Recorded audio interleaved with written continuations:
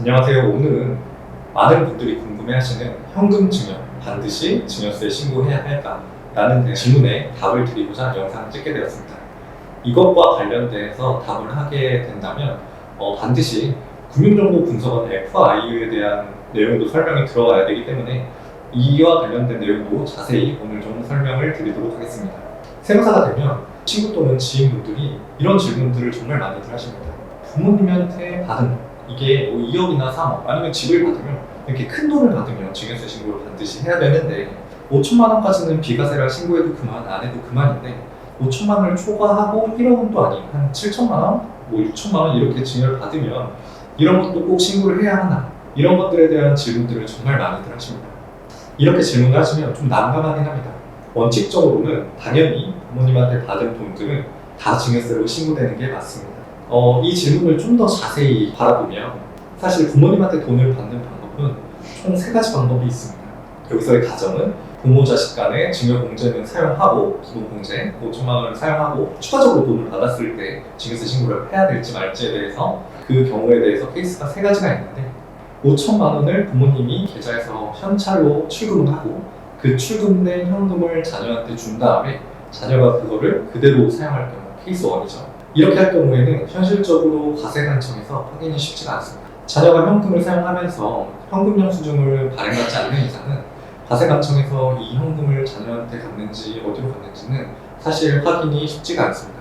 하지만 상속세법상 추정상속재산가액이라는 규정이 있는데 이 상속세법상 추정상속재산가액에 부모님의 현금 인출하신 금액이 포함이 된다면 이후에 상속세가 추징될 수 있다는 리스크가 있습니다.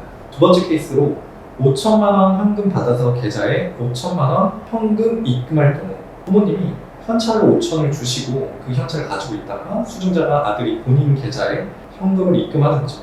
그러면 이때 나오는 게 바로 금융정보분석원 고액현금거래 보고제도의 보고 대상에 해당되기 때문에 이때 충분히 문제가 될 수 있고 만약 여기에 문제가 되지 않더라도 만약에 그 돈 가지고 부동산을 샀다가 자금출처 세무조사 대상자에 선정이 돼서 세무조사를 받게 된다면 이때 증여세가 충분히 나올 수가 있습니다. 세 번째 케이스로 5천만 원을 부모님 계좌에서 자녀 계좌로 바로 계좌이체해서 받는 경우 이 경우에는 차후에 설명을 드리겠지만 금융정보분석원 고액현금거래보고제도 대상은 아닙니다. 하지만 이후에 역시 자금출처조사 때 이 부분이 문제가 될 수 있다라는 점을 꼭 유의하셔야 됩니다. 이와 관해서 앞으로 좀 더 자세히 설명을 드리도록 하겠습니다. 그럼 앞서 말씀드리기 전에 금융정보분석원 FIU가 실제로 국세청에 금융자료를 제공하는 건가요? 이런 것들이 정말 궁금해 하실 텐데요. 제가 그래서 기사 하나를 가져왔습니다. 조세일보 2021년 11월 29일 강상혁 기자님이 작성하신 기사인데요. 크게 어렵게 보실 거 없고 헤드라인만 보시면 될 것 같습니다. 탈세 열의 9은 FIU에 걸렸다. 금융정보분석원에 걸렸다. 한 해 2조 세금 추징. FIU 제공 정보를 이용해서 세무조사 실적분이 작년 13,490건의 조사가 실행되었고 전체 세무조사의 96%가량이다. 그리고 또한 FIU 정보를 체납 업무에도 활용해서 징수하지 못했던 세금을 5천억 정도까지도 추징했다라는 기사입니다. 여기 보시면 2016년도부터 17, 18, 19, 20년도까지 계속 FIU 제공 정보를 이용해서 조사가 이루어지고 있음을 알 수가 있습니다. 그럼 금융정보분석원은 정확히 어떤 곳일까요?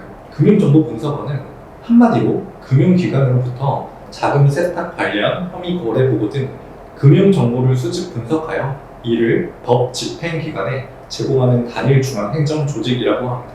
이러한 FIU 금융정보분석원에서는 크게 3가지의 주요 업무가 있는데요. 첫 번째로 고객 확인 제도, 두 번째 의심거래 보고제도, 세 번째 고액현금 거래 보고제도가 그 3가지입니다.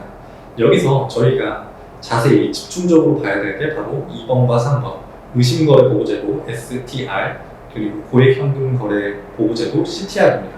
이에 대해서 좀 자세히 설명을 드리도록 하겠습니다. 첫 번째로 고액현금 거래 보고제도 CTR이라고 불리는 건데요. 이 부분이 납세자분들이 이야기를 들은 내용이실 겁니다.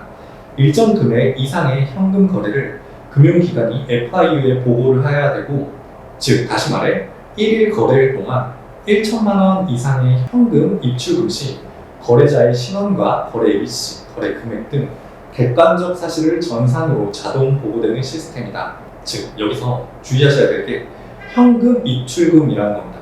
다시 말해 계좌 이체, 계좌 송금, 그리고 수표를 출금하거나 입금하는 것들은 CTR, 고액 현금 거래 보고 제도의 보고 대상이 아니라는 거죠. 좀 헷갈리실 수 있을 것 같아서 제가 몇 가지 예를 가지고 왔습니다. 첫 번째로 A라는 사람이 B한테 1,000만 원이 넘는 금액을 계좌 이체할 경우 이거는 현금이 아니기 때문에 보고 대상이 아닙니다. 즉 계좌가 이체이기 때문에 보고 대상에서 제외돼서 금융기관에서 FIU로 자료가 넘어가지 않는다는 거죠. 두 번째, 이게 바로 고액 현금 거래 보고 제도의 보고 대상인데 A 본인 계좌에 어디서 났는지 모를 1,200만 원, 1,000만 원이 넘는 현금을 입금했을 경우에 이게 금융회사에 현금이 입금된 거기 때문에 CTR, 고액 현금 거래 보고 제도의 보고 대상이 돼서 FIU로 자료가 넘어간다라고 보시면 될 것 같고, 만약에 A 본인 계좌에서 1,200만 원 수표를 출금하면 수표는 아까 말씀드렸다시피 보고 대상에서 제외되기 때문에 CTR 보고 대상에서 해당하지 않습니다. 추가적으로 좀 헷갈리실 부분이 이게 1,000만 원의 기준이 금융기관 별입니다.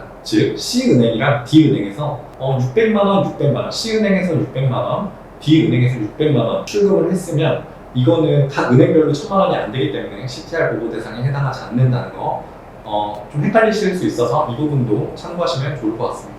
그럼 이러한 고액 현금 거래 보고 제도 CTR과 관련해서 많은 분들이 질문하시는 게 첫 번째, 1,000만 원 이상 현금 거래는 무조건 국세청에 통보되나요? 답변부터 드리면 아닙니다. 모든 1,000만 원 이상 현금 거래를 국세청에서 다 세무조사를 하지 않습니다. 물론 1,000만 원 이상의 현금 거래는 금융기관에서 FI로 무조건 다 보고는 됩니다. 하지만 이 모든 자료가 국세청으로 넘어가서 세무조사로 이어지는 것은 아닙니다. 행정력이 부족해서 이 모든 것들을 일일이 다 증여세 신고가 제대로 되었는지 과세관청에서 검토하는 게 현실적으로 쉽지 않기 때문이죠. 두 번째 질문, 제 계좌를 FIU 또는 국세청에서 확인했는지 알 수 있나요? 네, 알 수 있습니다. 금융정보분석원이 고액 현금 거래 정보의 제공 사실 통보서를 당사자에게 알리게 됩니다. 이와 관련해서는 영상 후반부에 좀 더 자세히 말씀드리도록 하겠습니다. 세 번째 질문, 1,000만 원 이상이 보고가 된다고 하는데 그럼 9,999만 원만 입금 또는 출금하면 되는 거 아닌가요? 현실적으로 900만 원만 하면 거래 대상은 아닙니다. 하지만 이렇게 하면 왜 안 되냐? 그 이유는 그 다음에 말씀드릴 STR 보고제도 때문에 그런 건데요.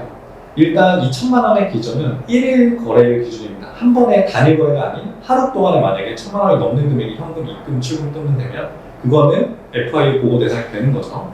그러면 의심거래 보고제도, 그 다음에 FI에서 두 번째로 하고 있는 업무 중 가장 중요한 의심거래 보고제도 STR입니다. STR은 뭐냐면 금융거래와 관련하여 수수한 재산이 불법 재산이라고 의심되는 합당한 근거가 있거나 금융거래의 상대방이 자금 세탁 행위를 하고 있다고 의심되는 합당한 근거가 있는 경우 이를 금융정보분석원장에게 보고하도록 한 제도가 바로 STR입니다. 쉽게 이야기하면 은행에서 일하고 있으신 직원분이 일을 하고 있는데 어떤 한 분이 현금을 계속 매일 500만 원씩 입금을 하세요. 뭔가 이상해요. 그럼 본인이 판단했을 때 이거는 보고를 해야겠다라는 판단이 들면 굳이 1,000만 원이 안 된다고 하더라도 은행 직원분이 FIU로 보고를 하는 제도가 바로 의심거래 보고 제도입니다. 즉 많은 분들이 질문하시는 게 사실 900만 원을 뽑지는 않습니다. 1,000만 원이 너무 근접하기 때문에. 그래서 매일 한 600만 원씩 ATM 가서 뽑으시는 분들이 있는데 그럼 괜찮은 거 아닌가요? 라고 물어보시면 일단 아닙니다. CTR, 아까 방금 전에 말씀드린 CTR에는 해당되지 않더라도 STR 의심거래 보고제도로 인해서 의심거래와 금융기관 직원의 직원이 보고할 수 있는 보고 대상이 될 수 있기 때문입니다. 이런 식으로 금융정보분석원의 자료가 모여서 이 자료가 만약에 세무서로 전달이 되면 세무서에서 통장을 열어보겠죠. 그럼 그때 납세자가 받는 게 바로 금융거래정보 제공사실 통보서입니다. 이거는 실제로 저희 고객님이 받으셔가지고 저한테 연락을 주신 실제 사례인데요. 보시면 정보 제공일자 2021년 6월 4일, 즉 국세청이 이분의 계좌를 2021년도 6월 4일 날 열어봤다는 거고 이거가 언제 제공사실 통보서가 날라왔냐? 2021년도 12월 9일. 사실 이분은 7월 달쯤에 세무조사를 받으셨습니다. 당시에 저희가 세무조사 대응을 했었고 그때 상속세, 증여세 관련 조사였는데 그때 세무조사를 하면서 국세청이 이분의 계좌를 봤던 거죠. 그러고 나서 그걸 바로 국세청, 금융기관에서 납세자한테 알려주는 게 아니라 그 나중에 이제 한 6개월 정도 지나고 12월 9일날 뒤늦게서요. 이때는 거의 현실적으로 세무조사가 다 끝나고 추징세까지도 다 결정이 됐던 그 시점입니다. 세무조사는 잘 해결됐지만 이거를 받았을 때는 이미 좀 늦은 상황이라고 보시면 되는 거죠. 지금까지 설명드린 금융정보분석원을 통한 금융거래 보고에 해당하지 않는다고 하더라도 부모님으로부터 받은 돈을 증여세 신고하지 않을 경우에 CTR이나 STR을 돌리지 않았으면 괜찮은 거 아니냐 라고 하실 수 있지만 그거에 대한 답변은 역시나 아닙니다. 지금 걸리지 않더라도 사후적으로 걸릴 수가 있는데 총 두 가지의 경우 때문에 그렇습니다. 첫 번째로는 상속세 세무조사와 두 번째로는 자금 출처 세무조사. 예를 들어 부모님 계좌에서 현금을 계속 출금을 하셨는데 STR이나 CTR에 걸리지 않았어요. 근데 현금을 출금하시다가 뜻하지 않게 부모님이 갑자기 사망하시게 되어서 피상속인이 되고 상속세 신고를 하게 되면 세무조사를 상속세 같은 경우는 100% 받게 되거든요. 그러면 상속세에 보면 추정상속재산이라는 제도가 있습니다. 1년에 현금 인출액이 2억 또는 2년에 5억을 초과할 경우에 이거를 피상속인이 상속인한테 상속한 것으로 보아 상속세를 매긴다라는 법규가 있고요. 또한 만약에 현금 인출이 아닌 2천만 원, 3천만 원 계좌 이체를 해서 자녀한테 준 내역이 있는 상태에서 부모님이 갑자기 돌아가시면 상속세 같은 경우에는 10년치 돌아가신 분 피상속인의 출금액을 모두 사전 증여 재산으로 보게 되거든요.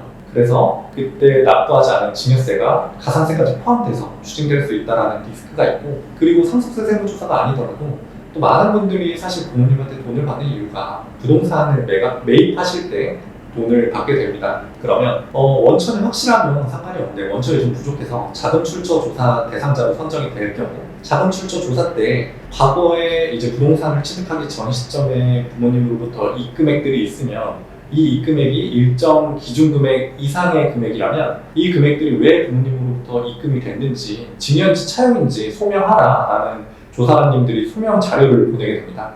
그때 제대로 소명이 이루어지지 않으면 증여세를 추징당할 수 있게 되는 겁니다.